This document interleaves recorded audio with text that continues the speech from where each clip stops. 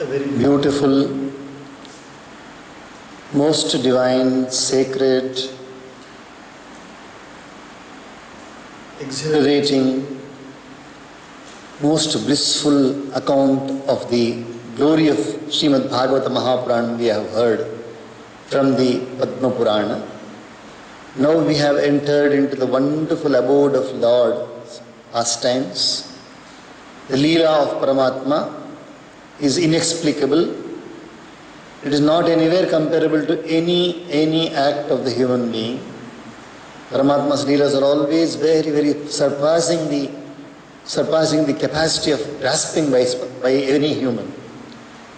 And all the Puranas, all the 18 Puranas have a background, and they all are taking place in the Naimisharanya. It's a beautiful forest area.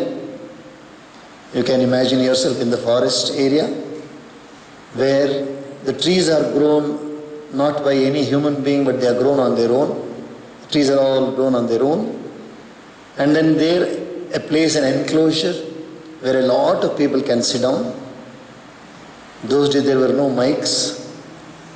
The voice of the people was so powerful that thousands of people could hear the voice, and they would suitably select a place, and Shukadevji used to sit down there.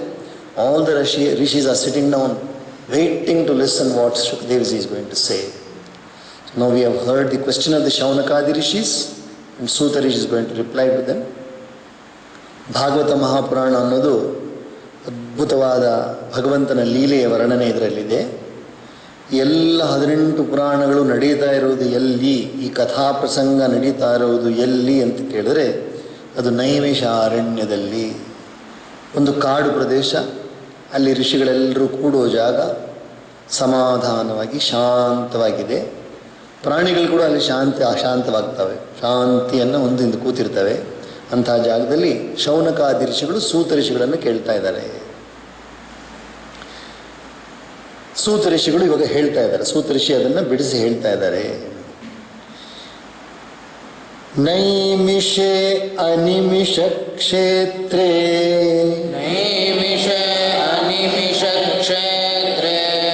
ಋಷಯ ಶೌನಕಾದಯಃ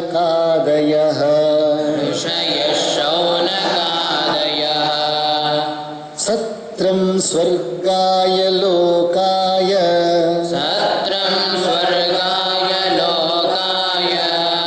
ಸಹಸ್ರ ಸಮಮಾಸತ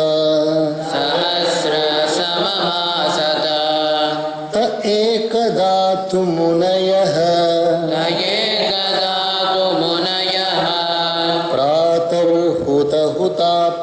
ಹುತಾಗ್ನಯಃ ಸತ್ಕೃತಂ ಸೂತಮಾಸೀನಂ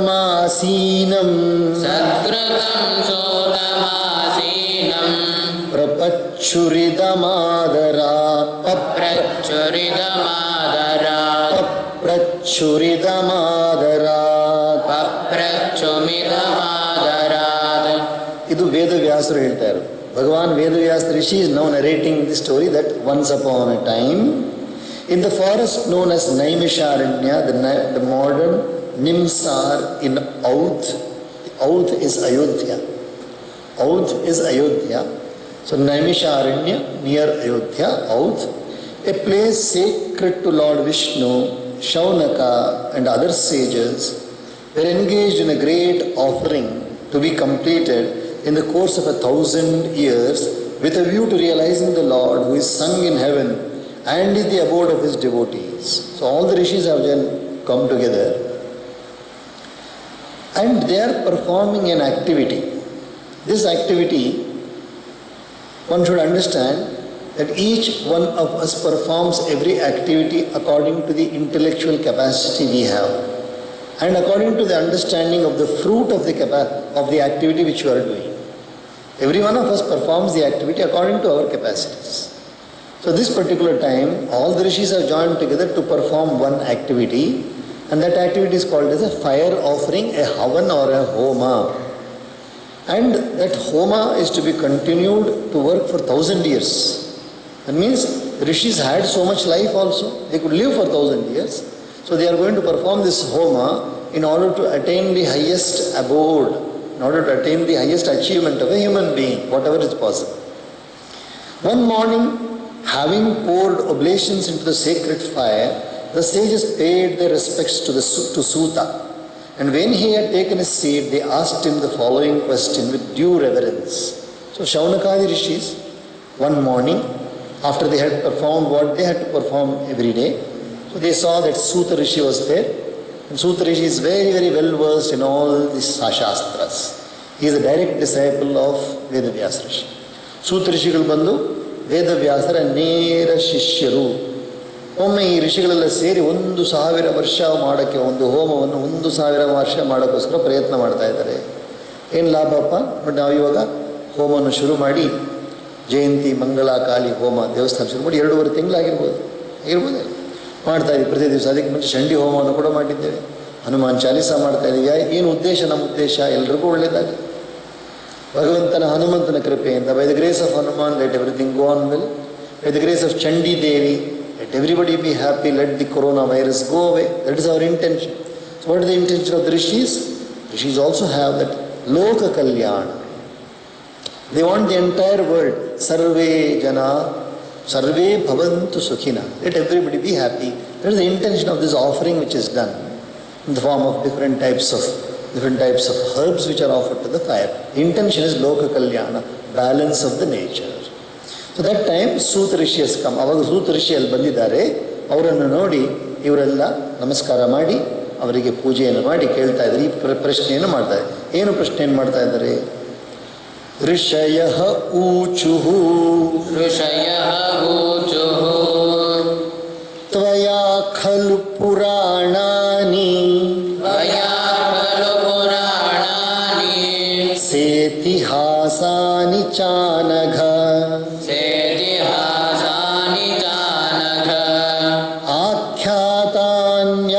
ಆಖ್ಯಾತಾನ್ಯಪ್ಯಧೀತಾನಿ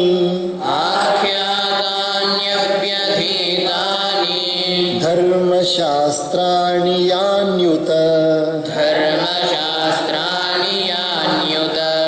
ಯಾನಿ ವೇದವಿದಾಂ ಶ್ರೇಷ್ಠೋ ಭಗವಾನ್ ಬಾದರಾಯಣಃ ಅನ್ಯೇ ಚ ಮುನಯಃ ಸೂತ ಪರಾವರವಿದೋ ವಿದುಃ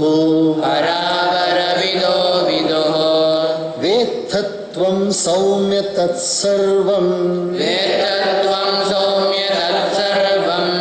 ತತ್ವತಸ್ತದನುಗ್ರಹಾತ್ ಬ್ರೂಯುಃ ಸ್ನಿಗ್ಧಸ್ಯ ಶಿಷ್ಯಸ್ಯ ಗುರವೋ ಗುಹ್ಯಮಪ್ಯುತ ತತ್ರ ತತ್ರಾಂಜಸಾಯುಷ್ಮನ್ ಭವತಾ ಯದ್ವಿನಿಶ್ಚಿತಂ ಪುಂಸಾಮೇಕಾಂತತಃ ಶ್ರೇಯಃ ತನ್ನಃ ಶಂಸಿತುಮರ್ಹಸಿ ಪ್ರಾಯೇಣಾಲ್ಪಾಯುಷಃ ಸಭ್ಯ ಕಲಾವಸ್ಮಿನ್ ಯುಗೇ ಜನಾಃ ಮಂದಾಸ್ಸು ಮಂದಮತಯೋ ಮಂದಭಾಗ್ಯಾಹ್ಯುಪದ್ರುತಾಃ ಭೂರೀಣಿ ಭೂರಿ ಕರ್ಮಾಣಿ ಶ್ರೋತವ್ಯಾನಿ ವಿಭಾಗಶಃ ಅತಃ ಸಾಧೋತ್ರ ಯತ್ಸಾರಂ ಸಮುದ್ಧೃತ್ಯ ಮನೀಷಯಾ ಬ್ರೂಹಿ ನಃ ಶ್ರದ್ಧಧಾನಾನಾಂ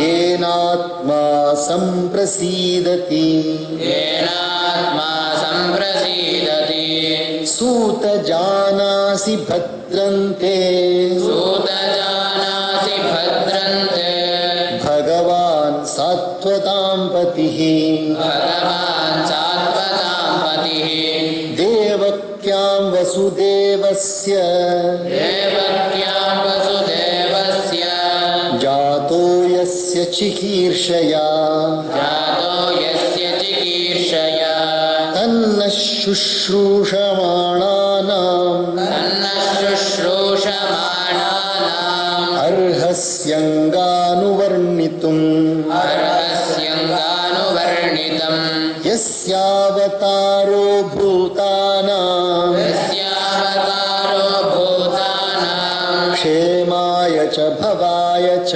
क्षेमाय च भवाय च आपन्नः संसृतिं घोराम् आपन्नः संसृतिं घोरां यन्नाम विवशो गृह्णन् यन्नाम विवशो गृह्णन् ततः सद्यो विमुच्येत ततः सद्यो विमुच्येत यद्बिभेति स्वयं भयम् यद्बिभेति स्वयं भयम् यत्पादसंश्रयासूत यत्पादसंशयासूत मुनयः प्रशमायनाः नयः प्रशमायनाः सद्यः पुनन्त्युपसृष्टा सद्यः पुनन्त्युपसृष्टा स्वर्धुन्यापोऽनुसेवया वर्धुन्यापोऽनुसेवया को वा भगवतस्तस्य को वा भगवतस्तस्य पुण्यश्लोकेऽद्यकर्मणः पुण्यश्लोकेऽद्यकर्मणः शुद्धिकामो न शृणुयात् शुद्धिकामो न शृणुयात् शुद्धिकामो न शृणुयात् शुद्धिकामो न शृणुयात् यशः कलिमलापहम् यशः कलिमलापहम् तस्य कर्माण्युदाराणि तस्य कर्माण्युदाराणि परिगीतानि सूरिभिः परिगीतानि सूरिभिः ब्रूहि नः श्रद्दधानानाम् ब्रूहिणः श्रद्दधानानां लीलया दधतः कलाः. लीलया ददतः कलाः.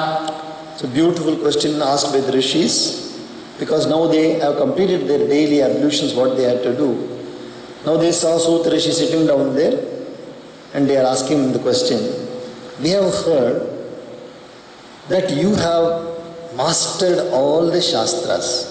Suta Rishi, you have mastered all the Shastras and you are the direct disciple of Bhagavan Vedavyasa Rishi and he has taught you everything.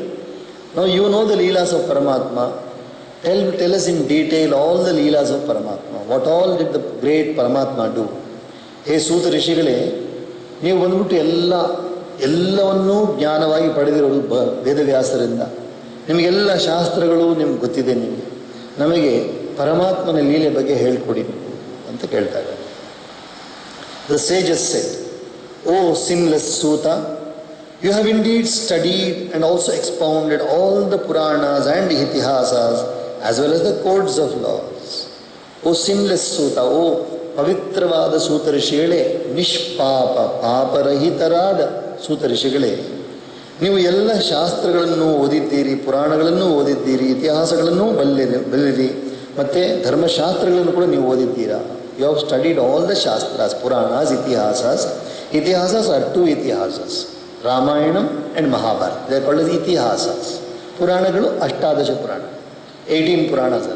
Shastras, we have different types of shastra, dharma shastra. They all teach about what is dharma to the people. Whatever is known by the divine sage Badarayana, Vedavyasa, so called because he is reputed to have his abode in a grove of jujube trees, the foremost among the knowers of Veda, and even by other sages who have realized both the qualified and absolute aspects of the Godhead, you know all that in reality by their grace, which you were able to earn by your guileless and pure heart. For the teachers confide even their profoundest secrets to their beloved pupil. Be pleased to tell us, O long-lived Suta, that which you have determined through a study of all those sacred books as the unfailing and easy means to the supreme good of men. ನೀವು ಬಂದ್ಬಿಟ್ಟು ಸೂತ ಋಷಿಗಳೇ, ನೀವು ಬಂದ್ಬಿಟ್ಟು ಬಾದರಾಯಣರ ಶಿಷ್ಯರು. ಬಾದರಾಯಣ ಇನ್ನೊಂದು ಯಾರಿಗೆ ಹೆಸರು? ವೇದವ್ಯಾಸರಿಗೆ ಇನ್ನೊಂದು ಹೆಸರು. ಯಾಕೆ ಬಾದರಾಯಣ ಅಂತ ಹೆಸರು ಬಂತು ಅಂತ ಹೇಳಿದ್ರೆ, ಅವರ ವಾಸ ಮಾಡ್ತಾ ಇದ್ದ ಜಾಗದಲ್ಲಿ ಬದರ ವೃಕ್ಷಗಳಿತ್ತಂತೆ. ಅದೊಂದು ಪ್ರಕಾರವಾದ ವೃಕ್ಷ, ಅದಕ್ಕೆ ಬಾದರಾಯಣ ಅಂತ ಹೆಸರು ಬಂತು.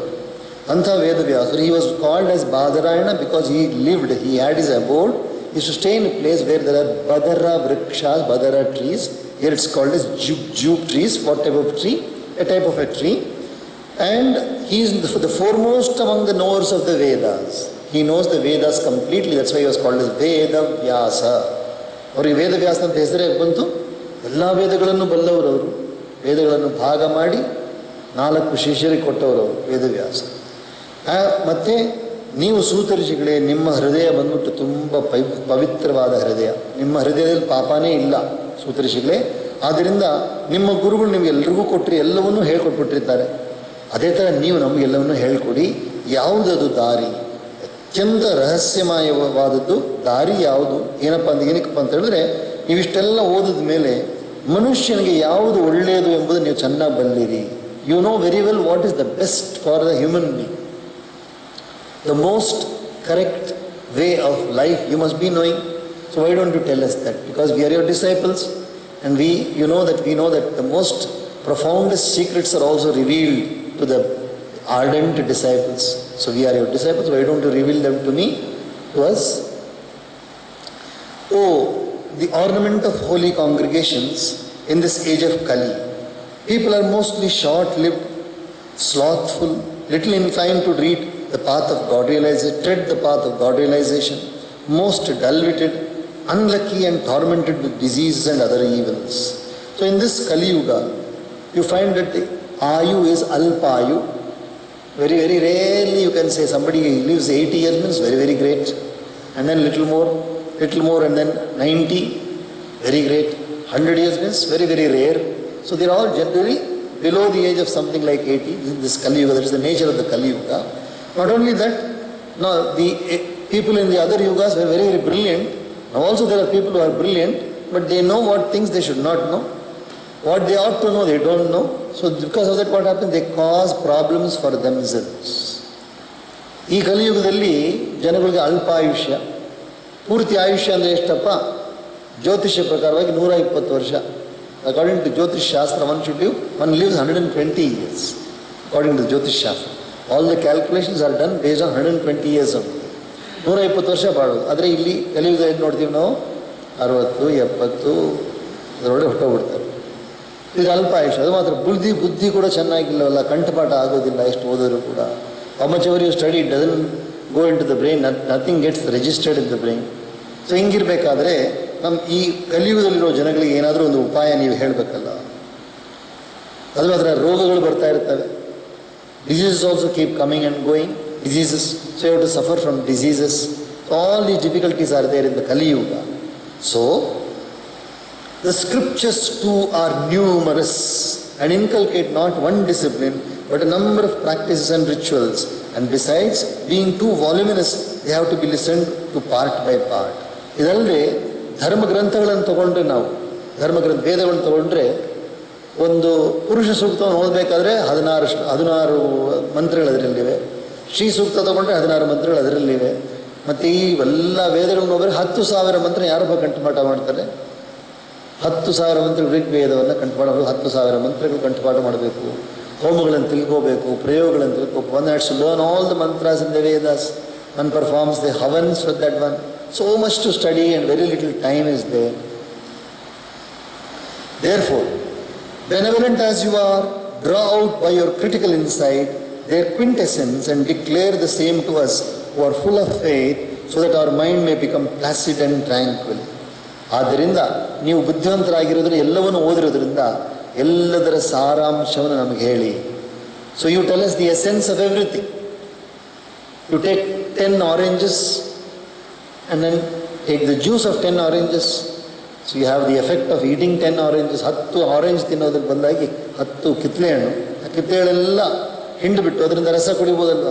ಆದರೆ ನೀವೆಲ್ಲ ಶಾಸ್ತ್ರಗಳನ್ನು ಓದಿದ್ದೀರಾ, ಅದೆಲ್ಲ ಇರೋದೆಲ್ಲ ಗೊತ್ತು ನಿಮಗೆ, ಎಲ್ಲದ ಸಾರಾಂಶವನ್ನು ನಮಗೆ ಹೇಳ್ರಿ ಅಂತ ಕೇಳ್ತಾ ಇದ್ದಾರೆ. ಸೂತ, God bless you. You know the purpose for which the divine Lord, the protector of his devotees, was born of Devaki, Vasudeva's consort. ನೋಡಿ ಸೂತ ಋಷಿಗಳೇ, ನೀವು ತುಂಬ ಧನ್ಯರು, ನೀವು ತುಂಬ ಧನ್ಯರು, ತುಂಬ ಭಾಗ್ಯವಂತರು. ಯಾವ ಕಾರಣದಿಂದ ಭಗವಂತನಾದ ನಾರಾಯಣ ದೇವಕಿ ಎಂಬ ಆ ತಾಯಿಯ ಹೊಟ್ಟೆಯಲ್ಲಿ ಗರ್ಭದಲ್ಲಿ ಜನಿಸಿದ್ರು, ಮಗುವಾಗಿ ಬಂದರು, ವಸುದೇವರ ಹೆಂಡತಿಯಾದ ದೇವಕಿಯ ಗರ್ಭದಲ್ಲಿ ಯಾಕೆ ಹುಟ್ಟಿದ್ರು ನಿಮ್ಗೆ ಗೊತ್ತಿದೆ, ಎಲ್ಲ ಗೊತ್ತಿದೆ. Dear Suta, please explain it to us who are keen to hear the same. For the Lord's descent on this earth is intended for the protection and prosperity of all living beings. ದಯವಿಟ್ಟು ನೀವು ಅದನ್ನು ನಮ್ಗೆ ಹೇಳಿ, ಯಾವ ಕಾರಣದಿಂದ ಭಗವಂತ ನಾರಾಯಣ ಹುಟ್ಟಿದ್ರು, ನಾವು ತುಂಬ ಕೇಳಬೇಕು ಅಂತ ಆಸೆ ಪಡ್ತಾ ಇದ್ದೀವಿ. ಭಗವಂತ ಯಾವಾಗಾದರೂ ಅವತಾರ ತಗೊಂಡ್ರೆ ಖಂಡಿತವಾಗಿಯೂ ಜನಗಳಿಗೆ ಒಳ್ಳೆಯ ಹಾಗೆ ಆಗತ್ತೆ, ಅದನ್ನು ನಮಗೆ ಹೇಳಿ ಅಂತ ಕೇಳ್ತಾರೆ. Anyone who has fallen into the terrible whirlpool of death, birth and death can be speedily delivered from the same if he utters his name even helplessly, for fear itself is afraid of the Lord. ಯಾರಾದರೂ ಈ ಪ್ರಪಂಚದಲ್ಲಿ ದುಃಖದಲ್ಲಿ ತುಂಬ ಮುಳುಗೋಗ್ಬಿಟ್ಟಿರ್ತಾರೆ ನೋಡಿ. ದುಃಖ ಅಂದರೆ ಗೊತ್ತಲ್ಲ, ಎಷ್ಟೋ ಪ್ರಕಾರವಾದ ದುಃಖ ಇರುತ್ತೆ. ಕೆಲಸ ಸಿಗಲ್ಲ, ಮದುವೆ ಆಗಲ್ಲ, ಮದುವೆ ಆದರೆ ಮಕ್ಕಳಾಗಲ್ಲ, ಮನೆ ಕಟ್ಟಕ್ಕಾಗಲ್ಲ, ಮಳೆ ಬಂದರೆ ಮನೆಯಲ್ಲೆಲ್ಲ ಹರಿದೋಗ್ಬಿಡುತ್ತೆ, ರೋಗಗಳು ಬರ್ತಾ ಇರುತ್ತೆ. So many types of thing. Some people they are not wealthy, they are not healthy, somebody cannot get married, somebody cannot have children, somebody does not have a profession, cannot earn money. So many types of problems are there in this world. All these problems will go away only when Paramatma's Nama is uttered. If you just chant the name of Paramatma, all these difficulties are removed. We have heard about that one. So why don't you tell us that about that? ಅದು ಮಾತ್ರ ಅಲ್ಲ, fear it self, ಭಯ ಅಂತ ಬರುತ್ತಲ್ಲ ಮನುಷ್ಯನಿಗೆ, ಈ ಭಯ ಅನ್ನೋದು ಪರಮಾತ್ಮ ನೋಡಿದ್ರೆ ಆ ಭಯನೂ ಓಡೋಗ್ಬಿಡುತ್ತಂತೆ. ಭಯ ಬಂದ್ಬಿಟ್ಟು ಪರಮಾತ್ಮನ ನೋಡಿದ್ರೆ, ಪರಮಾತ್ಮನ ನಾಮವನ್ನು ಹೇಳಿದ್ರೆ ಭಯ ಓಡೋಗ್ಬಿಡುತ್ತೆ. Even fear has got fear of the name of the Lord, so it will run away. Suta, sages who have taken shelter in his feet and therefore ever abide in perfect calm forthwith, purify those who come in contact with them, whereas the waters of the celestial stream Ganga cleanse the heart only by long and continued use, because they are no longer in direct touch with those feet, although they still retain their purifying virtue because of the touch they had once with him. ಯಾರ್ಯಾರು ಪರಮಾತ್ಮನ ಶರಣಕ್ಕೆ ಹೋಗಿದ್ದಾರೋ, ಮನಸ್ಸನ್ನು ಶುದ್ಧವಾಗಿ ಇಟ್ಕೊಂಡಿದ್ದಾರೋ, ಅವರು ಗಂಗಾ ನದಿಗಿಂತಲೂ ಪವಿತ್ರವಾದರು. ಗಂಗಾ ನದಿ ಬಹಳ ಪವಿತ್ರ ಅಲ್ವಾ? ಕಾವೇರಿ ನದಿ ಪವಿತ್ರವಾದ, ಅಲ್ಲೋಗಿ ಸ್ನಾನ ಮಾಡಿದ್ರೆ ನಮ್ಮ ಪಾಪ ಹೋಗುತ್ತೆ ಅಂತ ಹೇಳ್ತಾರೆ. ಆದರೆ ಇವ್ರು ಹೇಳ್ತಾ ಇದ್ದಾರೆ, ಗಂಗಾ ನದಿಗಿಂತ ಪವಿತ್ರ ಯಾರಪ್ಪ ಅಂತ ಹೇಳಿದ್ರೆ ಒಳ್ಳೆ ಜನಗಳ ಹೃದಯ. The good peoples, sant, the saints, the heart of the saints is much more purer than even Ganga, because Ganga once touched Paramatma's feet and she came down. The word Haridwar, Haridwar is the place where Ganga touches the feet of Lord Narayana. Ganga came as Bhagirathi and fell on the head of Shiva first. When Bhagiratha Maharaja prayed, then Ganga came and fell on the jata of Shankara. Then she started flowing. When she came to earth, the first place she came was Haridwar to touch the feet of the Lord. She touched the, that's why there it's called Haridwar. So Devi Ganga ಹೆಂಗಿಳಿದು ಎಲ್ಲಿಂದ ಬಂದರು? ಆಕಾಶದಿಂದ ಬಂದು ಭಗವಂತನಾದ ಶಿವನ ಜಡೆಯಲ್ಲಿ ಬಂದು ಇಳಿದು ಅಲ್ಲಿಂದ ಬಂದು ಕೆಳಗೆ ಬರ್ತಾ ಬರ್ತಾ ಭಗವಂತನಾದ ನಾರಾಯಣ ಪಾದವನ್ನು ಮುಟ್ಕೊಂಡು ಬರ್ತಾಳೆ. ಅದಕ್ಕೆ ಅವರು ತುಂಬ ಪವಿತ್ರಳು. ಯಾರು? ಗಂಗಾ ಬಹಳ ಪವಿತ್ರವಾದ ನದಿ. ಆದರೆ ಅದಕ್ಕಿಂತಲೂ ಪವಿತ್ರ ಯಾರು? ಒಳ್ಳೆ ಜನಗಳ ಹೃದಯ ಇದೆ ನೋಡು, ಅದು ತುಂಬ ಪವಿತ್ರವಾದದ್ದು. ಈಸ್ ದೇರ್ ಎನಿವನ್ ಹೂ ದೋ ಡಿಸೈರಸ್ of purifying one's soul would refuse to hear the glory of that divine Lord, whose exploits are extolled by saints of holy renown, since such glory wipes out the impurities of the Kali age? ಯಾರಾದರೂ ಈ ಲೋಕದಲ್ಲಿ ತಮ್ಮ ದುಃಖವನ್ನು ದೂರ ಮಾಡೋಕ್ಕೆ ಆಸೆ ಪಡೋರು ಪರಮಾತ್ಮನ ಲೀಲೆಯನ್ನು ಕೇಳಬಾರ್ದು ಅಂತ ಅಭಿಪ್ರಾಯ ಪಡ್ತಾರಾ? ಪರಮಾತ್ಮನ ಲೀಲೆಯನ್ನು ಕೇಳಿದ್ರೆ ದುಃಖ ಹೋಗೇ ಹೋಗುತ್ತೆ, ಈ ಲೋಕದಲ್ಲೂ ಕಷ್ಟವೆಲ್ಲ ಹೋಗೇ ಹೋಗುತ್ತೆ, ಕಲಿಯುವುದಿಲ್ಲರೋ ಪಾಪ ಎಲ್ಲ ಹೋಗಿ ಹೋಗುತ್ತೆ ಅಂದಮೇಲೆ ಖಂಡಿತ ಕೇಳ್ತಾರಲ್ವ, ಖಂಡಿತ ದೇವರ ಲೀಲೆಯನ್ನು ಕೇಳ್ತಾರೆ. So definitely they will definitely be eager to listen, because all the impurities of Kaliyuga will go away by listening to the glory of God. narrate to us who are full of reverence the noble doings of the Lord, who playfully assumes various forms, the doings that have been sung by seers like Naradas and others. ಆದ್ದರಿಂದ ನೀವು ನಮಗೆ ಪರಮಾತ್ಮ ಲೀಲೆಗಳ ವರ್ಣನೆಯನ್ನು ಮಾಡಿ, ಈ ಲೀಲೆಗಳನ್ನು ನಾರದಾದಿ ಋಷಿಗಳು ಕೇಳಿದ್ದಾರೆ, ಎಷ್ಟೋ ಸಾರಿ ಕೇಳಿ ಅವರು ಆನಂದಪಟ್ಟಿದ್ದಾರೆ. So be kind enough O Suta Rishi to narrate everything in detail about the Paramatma's leelas. Krishna Krishna Mukunda Janardhana,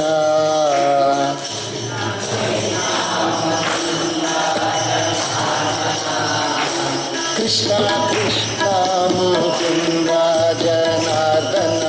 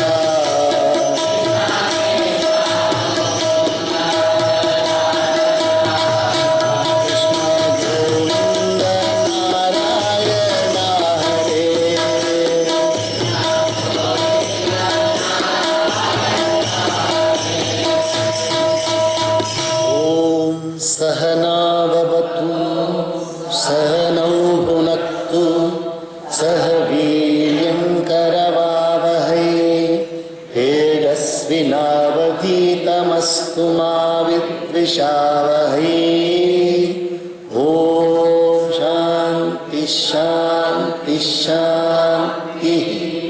सर्वे भवन्तु सुखिनः, सर्वे सन्तु निरामयाः, सर्वे भद्राणि पश्यन्तु, मा कश्चित् दुःखभाग् भवेत्।